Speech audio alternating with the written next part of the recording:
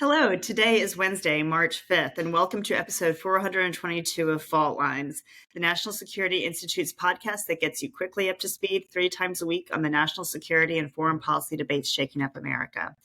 I'm NSI Senior Fellow Morgan Vina, and I'm joined today by NSI Deputy Executive Director Martha Miller and NSI Fellow Jessica Jones. So today on the docket is analysis of the Trump speech last night. This was a largely domestic speech. It was an hour and 42 minutes long. And if you are interested in foreign policy or national security, you had to wait a long time before the president got into his highlight reel. So a number of the topics that I think we all expected him to address included tariffs and fentanyl, Ukraine, prospects for peace, and specifically, Trump mentioned that Zelensky sent him a letter earlier that day expressing his willingness to sign the Critical Minerals Pact. Trump said, we're going to get Greenland one way or another. He claimed to reclaim the Panama Canal. He decried U.S. foreign assistance and took a pot shot at Lesotho. He also highlighted, the American detainees and hostages that had been returned from abroad. That included, Russia and Venezuela, some of our nearest and dearest adversaries.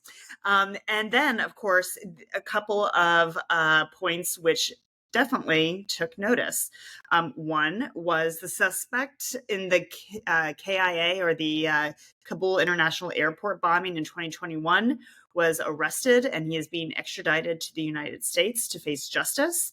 And then Trump also announced some bureaucratic changes in the White House, including the launch of a new office of shipbuilding, which is currently staffed and housed within the National Security Council. So with that said, Martha, let's kick it off to you. What were the highs and lows here? The lows are pretty easy to identify. Look, I think these speeches have been highly politicized and focused on a domestic audience since the end of the Bush administration, and particularly the foreign policy aspects. But I will say, the Democrats, God love them, I think they need to rethink their methods of, protest, if you will. I don't think it's effective. I think, I think when someone goes low, you need to go high. And I think, unfortunately, they are meeting, the president at the low points. And so that was unfortunate. We had Representative Green removed from the House. I'm not sure that I thought the Kane part was interesting. It kind of brought me back to my history classes about Van Buren. Look, the tariffs are interesting because I really do question. That's fine that Trump, I guess he feels comfortable just moving ahead on things because he, purportedly cannot get a third term, even though that's being banted about. But this is going to hit his supporters very hard. The tariffs, he essentially implicitly admits that this is going to harm people because the Canadian tariff on energy is only 10% versus these higher tariffs on other products.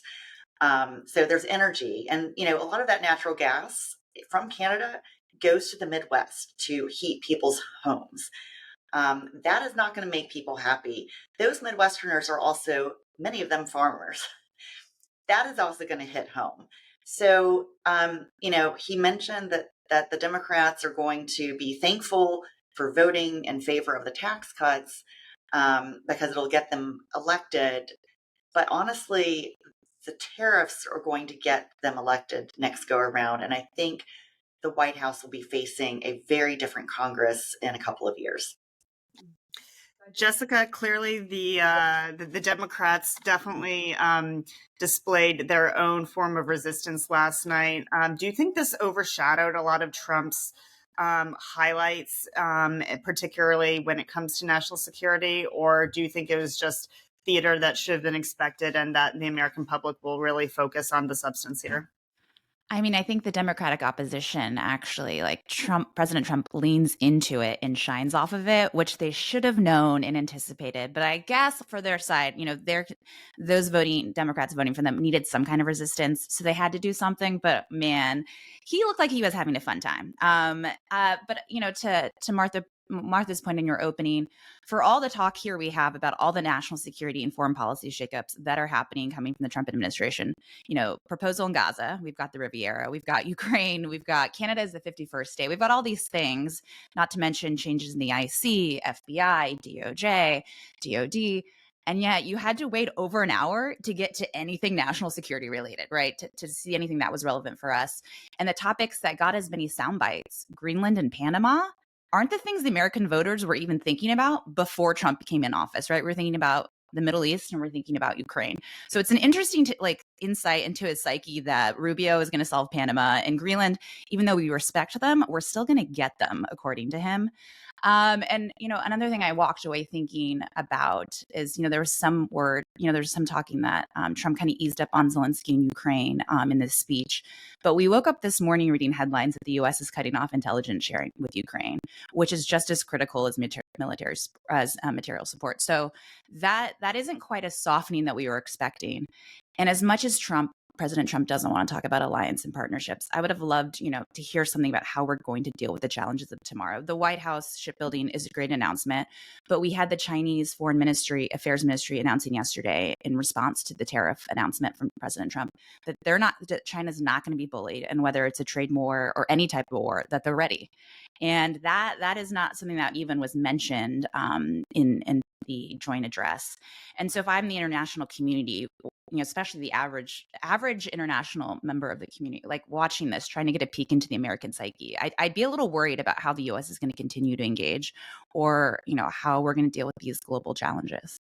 Yeah, Justin, I think those are some really good points. I'll be very interested to see how this speech ages and where we are in a year. Martha, to your point on the tariffs, Trump did acknowledge that there is going to be some pain here, and I'll be interested to know just how much pain there is, particularly amongst the farmers against some of his core supporters.